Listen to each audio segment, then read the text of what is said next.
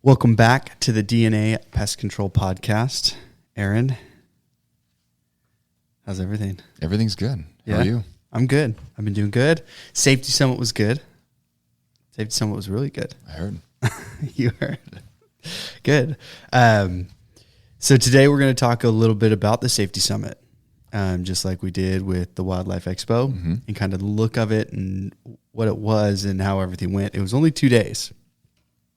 It was very quick. And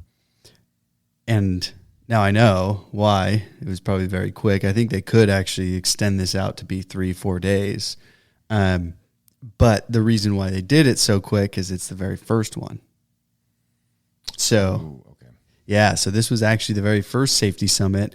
They were planning, this is coming from another guy there, so I have no idea how truthful this really is. But coming from him, he was essentially saying they were actually trying to plan this and get this done, but then COVID hit, and then they were thinking about doing an online thing, and then that kind of got squashed. So what they did is they came out with the Safety Summit this year, and he's thinking they may do it every other year. So you may not see another Safety Summit for another 2 years. Interesting. Okay. Yeah. They may do an online platform, which, you know, if anybody from NPMA listens to the podcast, don't do that. I don't think anyone's going to do it. I think it's going to be a bust, just like Tennessee was a bust. Charging the same rates for an online platform didn't really work. No, not at all. Last minute, they had to drop the price down to almost nothing. And then I think they gained some traction. It's just not good online platform. But I don't think the Safety Summit would be very good because they had classes with interactions. So, you know, if you're trying to get your safety person trained properly, I don't think an online course is the way to do it. Sure. You know? So we'll see what actually happens. Maybe the turnout was so well, we'll see another one in 2024. I don't know. So really interesting. But from the get-go, it was, they actually had this set up pretty well. And I think it was the hotel, because the hotel was kind of cool. I've only been in a couple hotels like this. It's, you go into a massive building, but the middle's empty. So it's just, you can see all the way up, and they have the rooms all along the, you know, essentially the four corners. So you have all the walls with the rooms, but you're going in and you're just in this massive space, and it's all just open. And that's where they had the booths in the expo. It was just in this massive open area. Okay. Yeah. So very easy to kind of walk around and see where you're going. Very easy to find the classes, very easy to register. You know, some of the other ones, it was like tucked back into a corner room, and you're like, where's registration? It was just very poorly, you know. Yeah. That was the Wildlife Expo. I didn't think they had that one set up very well. But this one they did actually very well with. Cool. Yeah. So there was people pointing you where to go, what to do. Is if no one's been to an expo like this, you go and register first. They give you your pamphlet. They give you a little booklet. If you haven't seen the post on Instagram, go look. That's what the booklet looks like. It says Safety Summit on it. Yeah. We posted it. So if you're registering a booth or you're going there as just an attendee, it's really the same process. So there's no difference. Other than the booths, they have their specific times to go set up their booth. Sure. So when we got there, I did my attendee registration. You know, the wife did, you know, the booth registration, and then she went to go set everything up right then and there. And then they do have specific times to go to the booths. So lunch, snacks, all that is literally at the booths. Thanks. They had it dialed in from the start. Yeah. So if you want to go eat something, you want any snacks. But now I did learn where you place the booth is very important. Okay.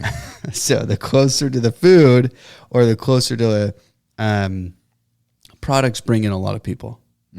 So Rockwell Labs was there. They do bio foam, or they do the drain treatment stuff. Yeah.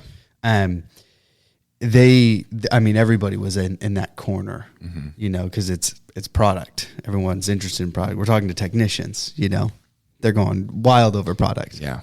So when you don't have products out, you know, even software systems, the camera systems, nobody really cared. see. They were going to the booths, but it just wasn't, that's not where everybody huddled. Okay. So if you had products out, they were around you, they were there. Yeah. So I learned some stuff that we need to change. And that's the cool thing. Like, this is our first time putting up a booth, Yeah. so this Yeah. is just the beginning. So it's cool that this process, at least getting set up and everything, was so smooth. So you can really kind of step back and take note on how we can do better at, this upcoming Pest World or whatever conference we're going to, because, we're going to be there. Oh yeah. Yeah, absolutely. And that's the thing with all these, with the bird episode that came out, if you guys listen to it or not, the whole point of that was, stepping into something new and different, and don't be scared of something like that. Take that as an opportunity and take that as a learning, because going through these experiences, it's not just about setting up a booth or putting yourself in a bird situation. It's now, how can you relate that into a whole nother world of rodent exclusion? Yeah. And now you can start to mix and mesh those tips and tricks, and skills just get better. So it's really diving into something new. Don't be scared of that. But back to the program. So Thursday, they didn't actually start till 1. Oh, wow. Yeah, so it was kind of a late start, but I actually enjoyed it. I thought that was kind of a cool idea. If I knew that, I could have flown in actually on Thursday instead of Wednesday, but it worked out because we're coming from West Coast to East Coast. So we lose 3 hours going out, or I guess gain, however you want to look at it. Yeah. Anyway, we got there way late. Yeah. So it was nice because we were able to sleep in, because 1 o'clock there is still 10 o'clock our time. So anyway, so yeah, it worked out. But they went through, and they have the same setup as what they did at the Wildlife Expo. They just did a little spin to it, which actually I really enjoyed. I thought this was a really cool idea that they did. So I actually I starred the same thing on here. You can see it. Yeah. So I starred attics and crawl spaces, confined spaces, fall protection, and then I did it again, and I did it again. I thought it was an ongoing course. It's not. They actually have somebody talking about attics and crawl spaces, so confined spaces and fall protection, and then the next block of hours, you can choose a different class, but if you miss that class, you can go take it on the next one. That is cool. Yes. So they made it to where you weren't losing out on a specific class. So if you wanted to take more than just one class or one course, you had the option to go to multiple. I like that. Yeah, it was really cool. Yeah, because you think about Pest World, like you and I split up, and we had a tag team. We had to plan out which ones do we not want to miss, and who would be better going to which one, and then collaborate at the end. Yeah, exactly. Yeah. So this one, it was actually, I could have gone to the attics and crawl spaces, and then I could have went to the OSHA heat related illness, and then I could have actually went to the where's the last one? It says incidents and investigations, but yeah, so incidents and investigations, and then they had a few other ones. Then they took one away. So like incidents and investigations were taken away, but they added in 4 basic PPE requirements, so they have that. And then what they did at the very end is they had a small group discussion. This was another cool idea. So they had a bunch of tables, round tables, they had numbers on it. And what you would go do is you'd go sit at those tables, and you would actually have a discussion with other small companies or large companies about their safety programs and what they're doing and what's working, what's not, and really kind of collaborating on those things. This is one of those programs that everybody was really willing to say everything. There is no secret, right? It's safety. Yeah. At the end of the day, we're trying to help the industry. Yeah. We get in a car wreck and there's a massive spill, and your guys don't know how to clean that up. Dude, that doesn't hurt just you. I mean, it will destroy you. Well, obviously. But it's going to hurt the whole industry. So this is something that people don't even think about or look at. And as these multi-million-dollar companies, I mean, there's guys with 60 techs 100 techs. I mean, Orkin and Terminex and all those guys are there. They have 25,000 or whatever it is vehicles on the road. You know, so there's these massive companies and they're giving out literally all their safety information. They didn't care. Yeah. You know, I have a few guys' numbers that I can call that work for these companies. I like that though. And you're right. When it comes to safety, I mean, it shouldn't be that way with knowledge anyways, but I understand why people are hesitant if we're like at a sales type or marketing type conference. You know what I mean? People would want to pull back or just give some of the highlights, but for safety, nobody loses when you share and collaborate. No, that's the thing. And, you know, safety really is the only thing in this industry I can say is it's black and white. It's what it is, you know. A cockroach treatment can change state by state, chemical by chemical. I mean, it can vary so widely. So you got your little secret tip, you know, trick there. That's cool. Keep it, you know. But when it comes to safety, I mean, it's just stupid not to open your mouth and say, hey, this is what we're doing and this is how we control the situation. Yeah. You're only helping the whole industry as a whole. You start getting in wrecks, your guys are starting to be stupid, and techs start to get injured. Well, we start to lose techs across the board. Now we have to create more. You know, so it's more difficult at the end of the day. Yeah. It's just getting harder and harder. So it was really cool to see that. And then after all those, you know, they had reception and exhibits. So there was a lot of people, and this was at 5:30 to 6:30 at night. Okay. And then they did have a 7 to 9 p.m. Collab with all the pros. It was work on your program with pros. So this was an optional opportunity to go sit down with some of the safety guys and actually create a safety program or see what holes might be in your safety program. You know, and I think this is something that nobody starting a business thinks about. And I'll be honest, I didn't. Yeah. I mean, safety was really, and it's going to sound really stupid because people are like, why wouldn't you think of that? But you don't think about it. You're coming in as a technician. I didn't do this, but most guys break off of a company. They're coming in and they're creating a company as they're a route tech. You know, the last thing they're thinking is, I need to make sure all the PPE's properly, you know, in the vehicles, and they have extras and all of this and how to use a spill kit. And now you hire a guy, you know, all these things. Did you pass this knowledge on to them? Most people don't even think about it. That's a good point. And you really, when we were talking the other day in the truck, and you were like, you know, for example, you bring on a new guy, and, you know, you and I have been driving for like 15 years. You know what I mean? Yeah. Like, we've been driving for a long time. So it's like, you know, you made a good point. It's like, we're technically considered professional drivers when you think about how much we actually drive on a daily basis. But you're bringing on somebody new and throwing them in a work vehicle. And yeah, while you're shadowing them, you know, things are fine when they're going from appointment to appointment, but do they know like exactly the safety features, like you were saying, like with the lane change assist or the hazard lights or where the spill kit is, or protocol when you think something does fall off the truck and you're on the freeway? Like, what do you do? You know what I mean?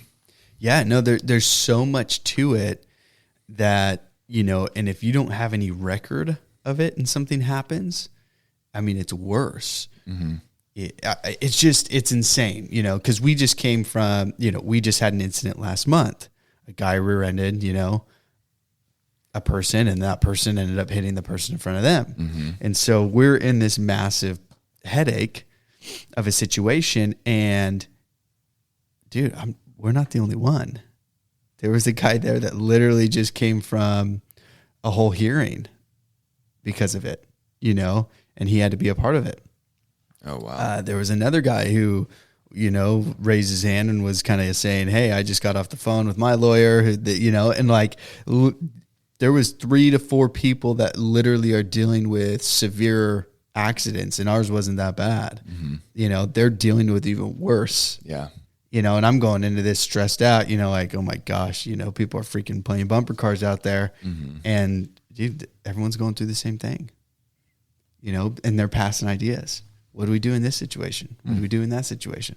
You know, so it was really cool. I bet. Very tight knit. Everybody's very, very open.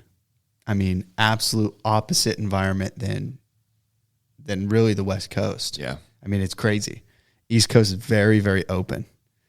I mean, I was even talking to a guy who's now collaborating with another pest control company. Good luck to even think about that over here. Yeah. Dude, Seriously. I mean, so it's really cool. So it's a whole different environment over there. We'll see how that all works out. I'm going to follow up with him and find out. Yeah. But it's really interesting to see the different types of environments when you're going from east to west, and going over there and seeing, people are like, yeah, this is what I do. Mm-hmm. And I'm like, well, wow, you're really nice. Yeah.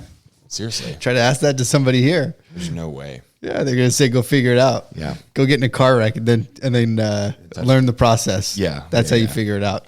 Have fun. So anyway, so that was day one. That was Thursday. Going into Friday. Friday was another really cool day, and they did kind of the same thing that they did on Thursday with the different classes. Okay. But this time they had an outdoor safety training demonstration and indoor. And so what they did is they had out in the parking lot. I didn't do the indoor one. Mm-hmm. So I went to the outdoor one. But it was a 2-hour, I guess, class or classes. And they had different zones set up out in the parking lot. And so one was about, vehicle safety and blind spots and things like that. Another one was spill kits. Another one was fall protection. And they had examples. They had this massive bladder that you can get. I was telling you about it.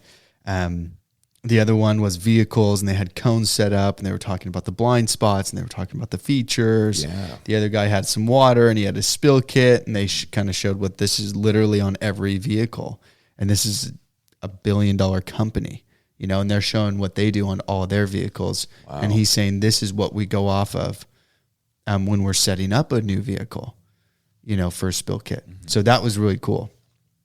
So during that breakout session, you essentially just go to each zone and you can ask these people, what do you do? What's this for? What's that? How do you do it? Like the spill kit guy, I'm like, hey, can I look through the box? And he's like, yeah, have at it. Mm-hmm.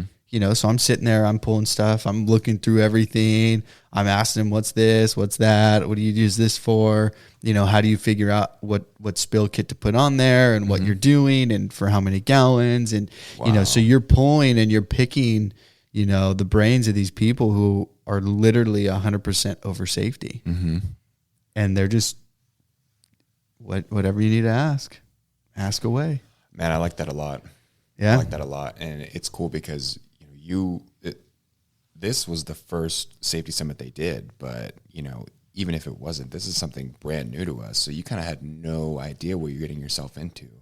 And it sounds like there's a ton that we can obviously immediately implement here. Mm-hmm. And also just kind of, as we're bringing on new people, just starting better from scratch.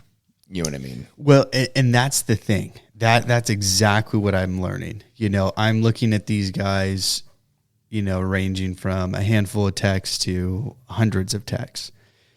And they're sitting there trying to learn and figure out what to do. I mean, there's guys who the people who are teaching the classes know these people, mm-hmm. and they're like, hey, Bill, what do you do in this situation? Or give us this example. Like they know each other, because somebody got in a wreck. Yeah. And they called this guy, and now they're like, hey, give us this, this example. Mm-hmm. So that was really the cool thing is these guys are still, even with the programs in place, they're figuring out how to make their programs even better. Mm-hmm. So, I mean, as boring as it is, safety, so stupid, blah, blah, blah, this and that. As a business owner, these guys are coming in and looking at it. We're spending $40 million a year just in car wrecks and accidents, mm-hmm. As an industry, so per accidents, they average it out to $8,000. Obviously some are just a couple $100. Others are 40, 50,000. Yeah. But on average it's $8,000 per wreck, per incident, per problem. So they're looking at this as a whole, as a whole thing. And so it's really coming together and saying, okay, look, safety needs to really be a culture. And it's so true. Because another guy even said, he's like, I don't care about a truck. We can fix a truck. We can buy a new truck. You can't buy a new guy. You can't fix that guy. You know, so when safety starts to get a risky thing and you start losing techs, that's the issue.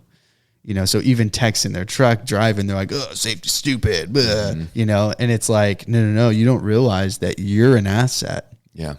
You know, the owners don't want you to go. Yeah. They may be hard on you. They may be rough, whatever it is, right? But they're protecting what's their livelihood. You know, you can move to another job. They lose that company with an operator's license and the owner experience. Most companies won't hire them. They're actually terrified to hire them because they know you had a company. Why would I hire you? So you can come on, learn everything, and steal my customers? No. You know, so most people think, oh, yeah, it's easy. No, they're probably just on you because they're trying to protect their asset. Yeah. And that's you as a tech.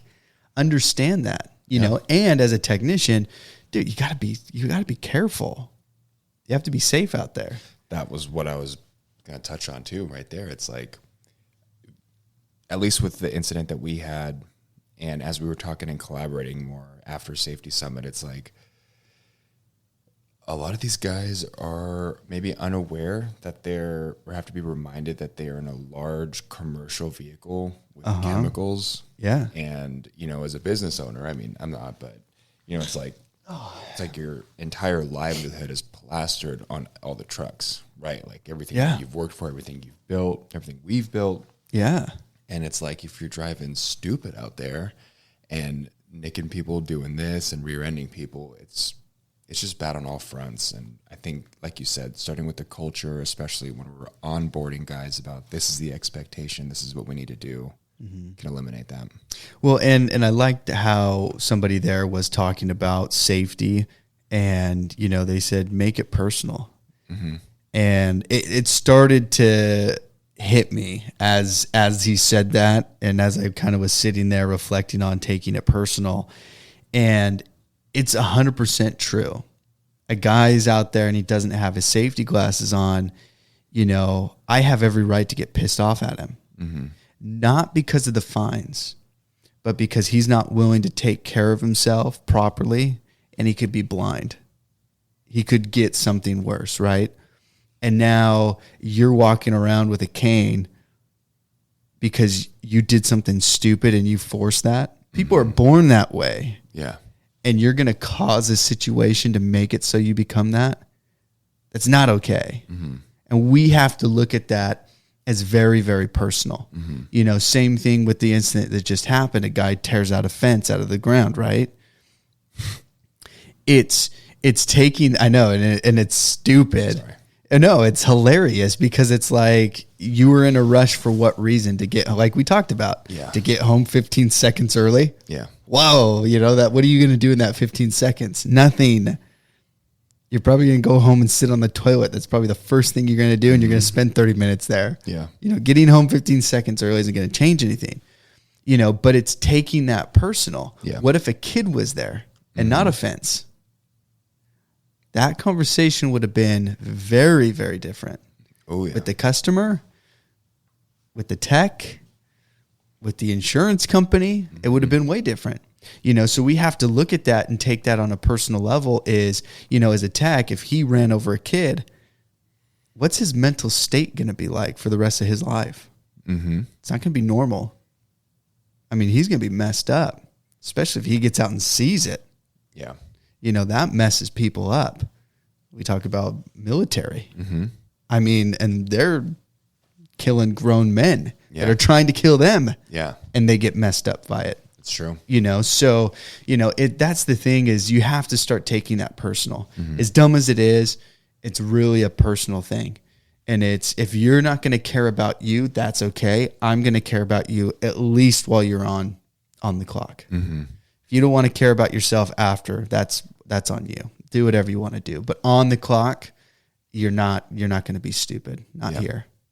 I'm not going to have it so you have to get your leg cut off because you weren't being safe. And then I got to now have that on my conscience because I didn't do my part. Yeah. That's not going to work. Yeah, I think that's a good point too, because I bet there's a lot of other owners out there, of smaller pest control companies who, obviously safety is important. Like it was here, but it's not like they're checking on it and they're not, reprimanding safety like infractions. Like when they see something, it's kind of like a quick fix, like, hey, don't do this, and actually going through and taking it personal because it doesn't stick. Yeah. And maybe, I don't know if it's a hesitation because, like you said, safety is not the most glamorous thing. When you're talking to all your techs and guys, it's like, no one wants to sit there for an hour and talk about safety, but you have to at sometimes, what I mean? Well, and it's because most people are like, well, I'm being safe. They have it in their head. I'm not doing anything wrong. And you're probably not until something goes wrong. And then it's, what did you do? Mm-hmm. I've never been in a car wreck. Yeah, until you are. Yeah. Until you hit somebody. So then what? So that's the problem in most people's minds, is that it's never happened to me. Yeah, but that doesn't mean it's not going to. Yeah.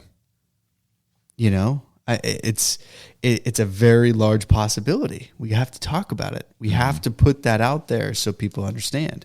So you're being aware, and as a professional driver, which we are, we're putting on tens of thousands of miles on a yearly basis, plus what you do on your personal vehicle. That's just the tech truck. Yeah. So that's the other thing is, you're a professional driver. You know better. You get in a car wreck, they're going to look at you and say, you know better. Mm-hmm. You know more. You know better than that. Yeah. Why were you riding that guy's ass? You knew better than that. You're on the road for hundreds of miles a day, maybe 1,000. You know better than that. Yeah. You can't come in and play this, I'm dumb, I didn't know. No, you're driving a company vehicle that's on the road all day, every day. Yeah. You know better. So even for the techs out there in their vehicles, it's think about those things. Think about those things as you are a pro. So, and pros do make mistakes, but their mistakes are on a different level. They're not making really dumb mistakes. Pro athletes, outside of the game, they may make stupid mistakes, but within the game, it's very rare that those guys are making massive, dumb mistakes. They just don't. Yeah, I see what you mean. It's just on a different level. But so the next day they did the outdoor safety. Sorry to get back on track. we're getting off. Today's recap. It's okay. Yeah. We're gonna dive deeper into more specifics later episodes. We're just an overview, so we're good. Yeah, and we will, because there's actually some really good ones, which I want to reach out to the guy and try to get him on. Mm-hmm. So they did the outdoor safety. They did the indoor. And then they do the lunch and exhibits. And then they had the science behind distracted driving. That one we're going to talk about more. Excuse me. That one was really, really good. It was mind-blowing on the science behind driving and what we think is okay and what really is okay. And he opened my mind with some of the questions he was asking. And it was oh, you're right. Oh, yeah, I do remember. Mm-hmm. Yes, that has happened. So he really breaks it down. He did a really good job. Oh, cool. And he even wrote a book. What's his name? Paul Atchley. So it was good. Dang. It was really good. Yeah, I have a picture of his book and his information and everything. So, and then from there they had another small group discussion. This one I didn't like. I ended up leaving. I left early. Nice. On this one. It was running a safety program at any size. The problem I have with NPMA doing some stuff like this is they're not getting a professional, and a legit professional, I should say. There you go. They may be a pro because they've been doing it for 10, 15 years, but it doesn't mean they're really a pro. Like a specialist in that, yeah. Yes. And so it was running a safety program at any size. And what they did is they just grabbed a bunch of pest control owners, just whoever I guess would say yes to it. And then they essentially put them up on a panel. And one guy just was, we're ready for an OSHA inspection and this and that. And really just, I mean, there was just it wasn't good. It was really, really bad. Sorry for whoever's listening from the Safety Summit, but okay. You know what? They did actually have after that closing and feedback. So here's your feedback. Mm-hmm. Don't do that. It really doesn't go that well. We've been to classes where even at Pest World, they just grab some random guy that has a company that does something, and he talks about it. And just because you're doing it doesn't mean you're the specialist in that. It doesn't mean that there's anything behind it that's really concrete. And when they pulled some different companies, it was just to fill an hour, I think. Yeah, exactly. And I see what you mean. Talking about that last class about driver safety, he wrote a book. He's a specialist on it. He trains highway patrol. He trains highway patrol. He's going like the behavioral science of it. Versus somebody who like oversees a fleet of like, say, 50, 100 vehicles. It's like, sure, they're probably qualified to speak on, some logistical stuff and how certain safety things go start to finish. But well, how many of those people created the safety program? None. Probably none. And even if they did, you have 50 techs. Mm-hmm. How is your safety program better than a $1 billion company safety program? Do you have the statistics behind it? Do you actually have the numbers of this is how many wrecks we've been in, and from year 1, year 2, year 3 with our safety program, this is what we dialed it down to? Mm-hmm. Probably not. No. They're not keeping track of that stuff. Mm-hmm. So these other companies do. They know within that first year, X amount of technicians are going to get in a car wreck. They know that. Just based on the number. Yeah. They know the percentage of it. So what did we do to create a program to get that number to shrink? Mm-hmm. They're doing that. Okay. It is an experiment, right? They are going through those numbers. And that's what I mean is when you're pulling on someone just who has a program, that's cool. Mm-hmm. That's giving me a good baseline. But just saying how you're ready for an OSHA inspection doesn't tell me anything. Yeah, right? Yeah. It's like, what OSHA inspection are you getting prepared for? Mm-hmm. What paperwork and documents do you have in line for that OSHA inspection? It's cool you're prepared. Teach me now. Yeah. What do I need to do to get prepared? What forms do I need to fill out? What are the laws behind that? And there's classes before that actually talked about all that stuff, but he's just coming in saying our safety program's flawless. All right. It's like, cool, dude. That's cool. What makes it flawless? Yeah. It's flawless. It is. Yeah. We're just ready for any inspection. That's cool. I mean, but why? What's going on? So the safety summit though, overall, I know I'm harping on some of the bad stuff. It was actually very good. Good. A lot of good contacts. Really good stuff that we learned that we're going to definitely implement here and start to create.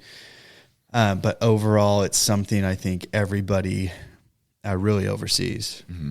I never was taught anything, even with my brother-in-law who has a company. They didn't do any safety stuff. Mm-hmm. They didn't do any safety stuff when he started this company. So really interesting. Just didn't focus on it. Nobody does. Yeah. And he's actually had vehicles roll over and wrecks. And I mean, a lot of stuff. And it's reoccurring on a yearly basis. Wow. All the time. I mean, he just recently showed me a truck and a trailer roll because the kid fell asleep. Oh God. Yeah. So, I mean, it's just, there's so much there, but it keeps reoccurring, keeps happening. But my point of it is even outside of our industry, I don't think safety's really brought up, and I don't think safety programs are really there. And if they are, it may just be there to check that quick box to get it out of the way and move on. But yeah, so it's a really good thing to look at. Technicians out there, remember what you're doing, who you're representing. It's not your name on that side of the truck. Be respectful, be safe. Mm-hmm. Also, you only have one body. Mm-hmm. Your arm's gone. You can't get it back. Yeah. And luckily we don't deal with too many insane things like that where you could lose something. But in a car wreck, chemical spills, anything like that, it's, understand that you got to be safe out there for the longevity of your career. Mm-hmm. You may not be a tech, or you may not want to be a tech your whole career. That's okay. But you need to be safe enough to be able to become a manager. To get to that point. Yeah. You start doing stupid stuff. The last person they're going to look at is, let's promote the guy who sprayed himself in the face. Yeah. Walk around with an eye patch. And they may keep you on as an example, but they're not going to put you or promote you in any way. That's a good point. Maybe, but, stay safe out there. For the office staff that are listening, it's understand what the techs are going through. They're driving on a daily basis. You overload them with accounts, or you're getting them to start super early and work super late. You're creating somebody who's tired. Mm-hmm. Someone who's tired is going to fall asleep in a vehicle. Remember those things. I think those are things that we just forget and think, oh yeah, these guys are machines and we can just keep going, go, go, go, go, go, go, go. Yeah. And it's like, there is a breaking point. Mm-hmm. There is a point where these guys will start to do stupid stuff because they're in a rush or whatever it is. Pull out a fence from the ground with their truck. Yeah. I was in a rush, and he didn't even have a ton of appointments. Mm-hmm. He just wanted to get home. It's those types of things that we have to think about. As an owner, do you even have a safety program? Is there a system that you have created from start when you hire them, and are there specific questions you're asking from date of hire? And are you doing any follow-up trainings or follow-up safety? Mm. And I'm going to probably say most are not. Not consistently, no. No, not enough. Mm-hmm. I don't think. Yeah. In the situations that they're getting put in, stuff that you didn't even think about, like dog bites. Mm-hmm. Do you have a safety program on that? On what to do? How to handle that? Do you have a protocol? Call the office. Most people don't. That's what I mean. Yeah, most people don't. Most people are like, oh yeah, I got bit. And they say that 2 days later. And that has happened to me. Yikes. A guy comes in, he's like, oh yeah, I got bit by a dog. And I'm like, why didn't you say anything? Oh, it's not a big deal. What do you mean it's not a big deal? We got to tell the owner. Yeah. And at least in California, if you do get bit by a dog, you can actually report it and they'll put the dog down. Mm-hmm. They actually do not, surprisingly, as lenient as the state is, they're very strict on dog bites. Mm. So, which is cool, which I like, because I think anybody who's going to own a pet needs to be able to control the pet. Yeah. I don't think it's okay that they can just let the dog run rampant and bite everybody. Mm-hmm. I don't think that's okay. I think there needs to be some control, but that's how it is. So it is crazy, but people don't say anything. Yeah. There's not a protocol in there, and you have nothing. It all can be bad. Yeah. And even workman's comp, this is another thing. Workman's comp has everything to do with safety. So some of you may say, well, I don't have a safety program. I don't know where to go. I don't know what to do. Go talk to your workman's comp, because ours, they actually have programs on a ton of different safety stuff that you can actually pull, download. They give it to you for free because they don't want workman's comp claims. Yeah, of course not. They want to keep the money. Mm-hmm. They'll raise your rates a little bit if somebody does get in a workman's comp claim, but they don't want to spend $30,000 on a workman's comp claim. Yeah. They want to keep that $30,000 as long as they can, the 40, the 80, the 100, whatever they pay out. Mm-hmm. So they create all these safety programs to teach your guys on a consistent basis. And it's free of charge. I mean, you're paying for workman's comp, but but it is free. Use it. Yeah. And a lot of states, at least from coming from the Safety Summit, a lot of states have free programs, that you can go online and you can download and print out and you can teach your guys, because they do want, as a nation as a whole, and I think as just companies as a whole, as enterprises as a whole, they want to keep everybody as safe as possible. Of course. And I think it's the fear of lawsuits, but yeah, it all comes back down to money. Yeah. But they do want to keep everybody safe. Mm-hmm. They don't want you to, to really get hurt. They do want you in the safest possible. So I know how boring safety may sound, but I do think it is very important. There you go. Yeah. I like that. I say take it personal. Yep. Act as if it is personal. And for me, I'm not going to play around anymore. I am going to start to take those things very, very personally, even though it's not my body, but it's still, you're on the clock here. Mm-hmm. And with that being said, it's very personal now. Yeah. You have to be safe out there. I like it. Yeah. So be safe, guys. Love it. Yeah. Love it. But yes, if you did see us there at Safety Summit, shoot us a message on Instagram. And if you weren't there still, shoot us a message on Instagram. If you have any questions on safety, if you're an owner looking to implement it, or if you're a technician, you have some questions that you want to bring up to your owner, let us know. Again, this is just the first of many events and booths that we're going to set up.